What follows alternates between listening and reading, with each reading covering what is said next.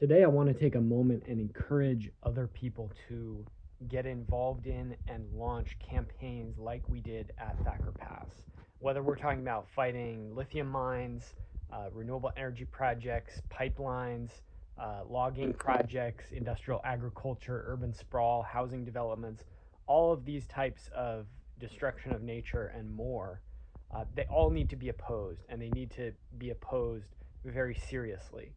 I've been thinking for a while about how to become more effective in these arenas. And one of the important ideas that I think might be helpful to folks who are watching this is the idea of skill stacking.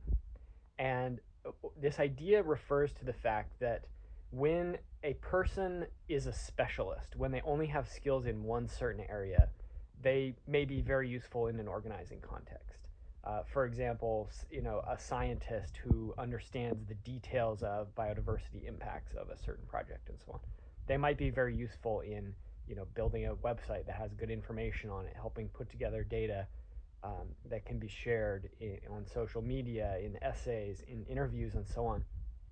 But I want to make a case for stacking skills. In other words, for becoming a generalist, for gaining skills in as many different areas as possible. Because I think what enables somebody, especially somebody who's a radical grassroots organizer, to become more effective is when they can stack skills across a variety of domains and get these synergy effects from using all of them towards one goal and bringing them together in one way. So, for example, that scientist would be much more useful to the campaign if they're also a good writer and public communicator, so that they could not only come up with the data, but actually give interviews themselves, and they were willing to give interviews and speak out in a radical way. If they could help write the website pages, social media posts, op-eds, and so on, then you start talking about things like skill sets, like direct action tactics,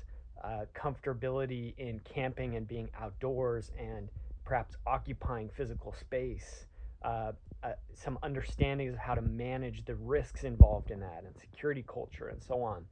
Organizing skills around, having conversations with people, bringing people together, building shared understandings, building relationships in a positive way across political differences in some cases. You talk about things like fundraising skills, understanding where funds are needed, and when and why, and how to encourage people to support by donating when they can't be there in person, and understanding how to manage that money a little bit so that you're not wasting it, or you're not enabling any sort of fraud or abuse, but you're making sure that it gets channeled to the places where it's meant to go, and that you're respecting the wishes of the people who donated it. There are many more skills that we could talk about, from writing press releases. I already mentioned public speaking. There's many more. But my point is simple, and it is that the more you can gain skills across a diverse array of disciplines, the more that you can leverage that synergy to become more effective. This can also be done in a group, but it's most effective, it's going to be most impactful when each person is a generalist in their own areas, and your different sets of skills can synergize together. The reality is that most activism, especially radical activism, is carried out by a relatively small group of people with a much larger support community and people who are involved. And the reality is that most people are dealing with jobs, with families, with illnesses, with the complexities of life, and don't have a lot of time to be involved in campaigns. So this is my call for folks to get involved. Right now I'm facing this lawsuit from Lithium Americas Corporation. I can't really launch a new campaign myself. I can't really take a big leadership role. I can't really take risks because of this situation that I'm in. And so I want to encourage other people to do so, to step forward and to organize campaigns in a strategic way, with a plan behind it, with a plan for how to go about achieving specific strategic goals and objectives, and if you want to talk to me about that, if you want to discuss the possibility of launching a campaign or getting involved in a campaign in your area, I'd love to talk to people about these things.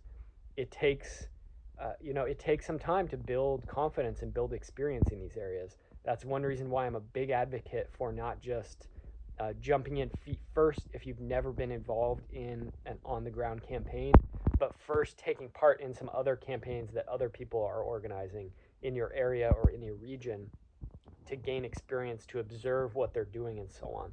That's one reason why the activist groups that I'm involved in are conducting a lot of training operations and programs for new people to, provide a conceptual and theoretical framework for organizing and activism, and then build on that by encouraging people to get involved in those campaigns on the ground in more of a support role, behind the scenes perhaps, but with specific learning objectives. So to do that with mentorship from more experienced activists, so that they can plug in and not just go in with no personal objectives, but go in with a sense of, okay, I'm here to contribute to the campaign, but also to develop my own skill set very deliberately towards the end of becoming more of a leader myself. I think this process of leadership development is incredibly important, and it's very neglected in most of the organizing world. And so that's my plea, because there's so much destruction and bad things going on in the world, and that means there's a lot of good work to be done. And I've dedicated my entire life to this. Of course, I have a private life. I do some things that I enjoy. I have friends and family and so on. But this is what I dedicate the majority of my life to, and I want to encourage other people to do the same, and I want to support you in that. So reach out to me and let's talk.